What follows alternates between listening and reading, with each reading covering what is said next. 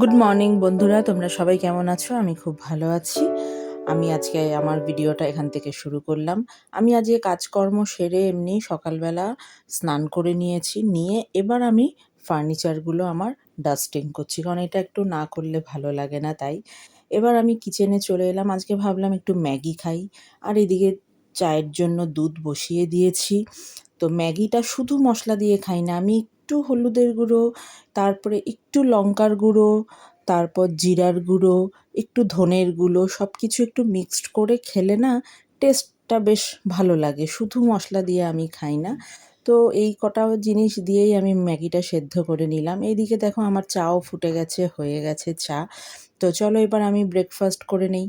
Maggi আর দুধ চা, এটাই আজকে আমার ব্রেকফাস্ট। আমার ছেলে স্কুল থেকে এসে ল্যাপটপ নিয়ে যথারীতি গেম খেলতে বসে পড়েছে ওর বন্ধুর সাথে। ছেলের খাওয়া হয়ে গেছে, তো ছেলেকে খাওয়ার পরে না আমি একটু দই দিই, কারণ আমার ছেলে প্রচণ্ড কম ভাত খায়, তোমরা দেখলে অবাক হয়ে যাবে। তো একটু বিট নুন আর চিনি দিয়ে দই দেই, তো এটাও খেতে ভালোবাসে। আর একটুখানি কলা দেই, কারণ ফ্রুটসটাও ও খায়। আর দইটা না পেটের জন্য প্রচণ্ড ভালো। আর এই আপেল, দই, কলা এইটা খাওয়ার পরে ও খায়। আর এইদিকে দেখো আমাদের আজকে দুপুরের মেনু হলো ভাত, উচ্ছে আলু সেদ্ধ, ইলিশ মাছ ভাজা, ডাল, পাবদা মাছ বেগুন আলু দিয়ে পাতলা করে ঝোল, আর ইলিশ মাছ সর্ষে বাটা দিয়ে। এই হলো আমাদের খাওয়ার মেনু।